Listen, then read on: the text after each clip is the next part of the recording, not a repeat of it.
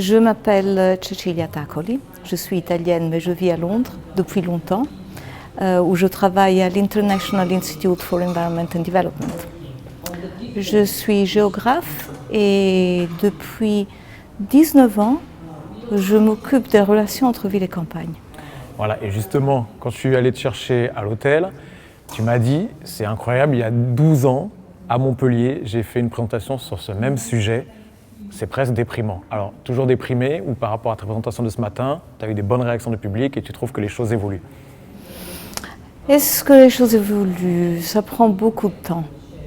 Ce qui me console, c'est que les liens entre ville et campagne, ça fait maintenant partie de la terminologie courante. On en parle beaucoup. Est-ce qu'on en parle bien? C'est ça le vrai problème. Mon impression, c'est qu'il est très difficile d'essayer de bouger un peu de son point de vue. Donc de ne pas voir le rural du point de vue de l'urbain ou vice-versa. Il est très difficile d'essayer de voir le point de vue de l'autre, mais ça c'est normal. Et alors du coup, parler bien des relations ville-campagne, ça voudrait dire quoi? Ça voudrait dire reconnaître qu'il y a un peu d'urbain dans le monde rural, il y a un peu de rural dans le monde urbain. Je parle ici des migrations. Dans le cadre de l'urbain dans le monde rural, ce sont les petites villes, ou les grands villages aussi.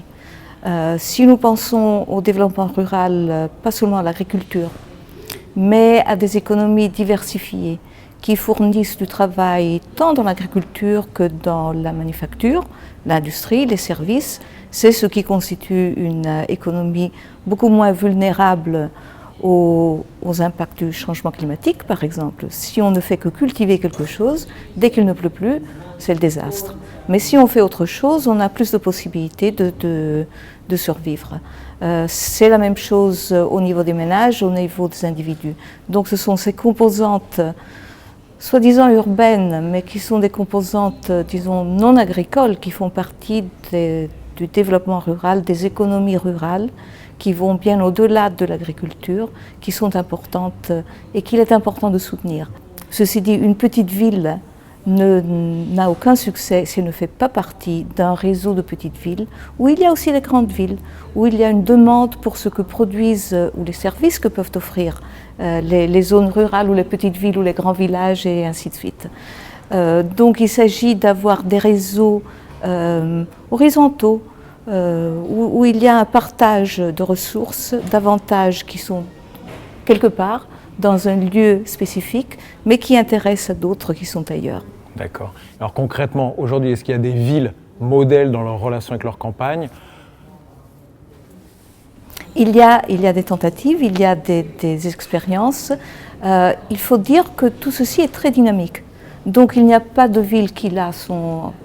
Il y a beaucoup de succès, ça fonctionne, ça marche bien et ça va durer. Ce qui est important, c'est la gouvernance, les systèmes de gouvernance. Qui sont basés sur le contexte local, donc qui comprennent ce que sont les avantages locaux et aussi les difficultés locales. Nous avons des collègues qui ont travaillé beaucoup dans le sud du Vietnam.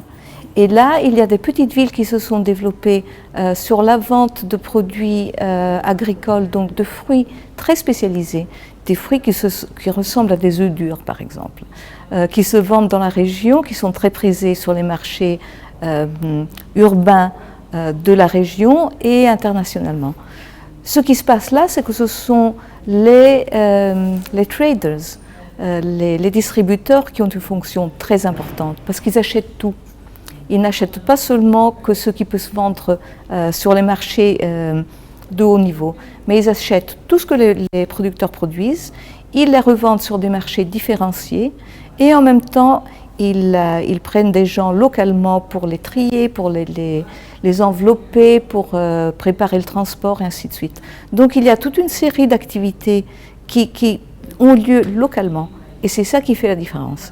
Les supermarchés peuvent acheter, mais en général ce qui se passe en termes de tri, processing et ainsi de suite, ça se fait ailleurs. Donc il n'y a pas de production d'emplois, de production de revenus qui reste sur place, qui peut être réinvesti dans autre chose. Alors le petit producteur de fruits qui va en ville ou dans la petite ville ou dans le grand village vendre ses fruits, il va s'arrêter pour se faire couper les cheveux, pour acheter une bouteille de gaz à ramener à la maison, il va passer à la banque, il va faire tout ce qui se fait dans un centre urbain, c'est-à-dire tout ce qui n'est pas disponible dans les zones rurales. Ça, c'est, je crois, le rôle important des petites villes. Elles ont besoin d'une administration qui soit reconnue, donc d'un statut urbain.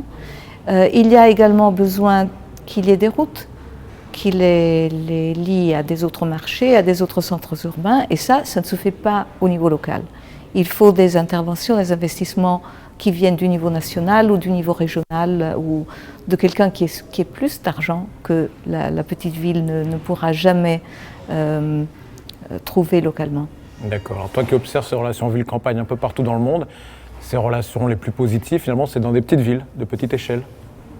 En général, oui. Oui.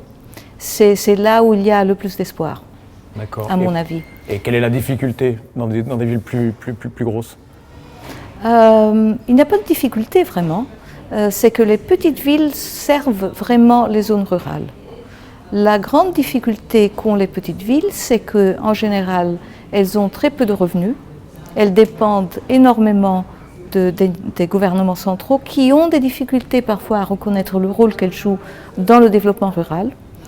Elles ont très souvent une capacité technique de la part des gouvernements locaux qui n'est pas en mesure de faire face au changement climatique, à une croissance de la population, à une urbanisation générale. Et ceci, ce n'est pas de leur faute, hein. C'est parce qu'il n'y a pas vraiment d'investissement. Il y a souvent des capacités limitées vis-à-vis une représentation de la population locale, mais plus qu'autre chose, c'est l'information qui est tout à fait nécessaire pour les grandes villes, les petites villes et les villes moyennes, est une information qui n'est généralement pas disponible pour les gouvernements locaux. Le nombre de personnes qui habitent dans leur centre, ce qu'ils font, l'infrastructure qui est là, et ainsi de suite. Ça, c'est un problème généralisé qui a à voir avec la décentralisation et la capacité des gouvernements locaux, qui, par ailleurs, sont les seuls qui peuvent vraiment faire quelque chose pour aider les populations locales.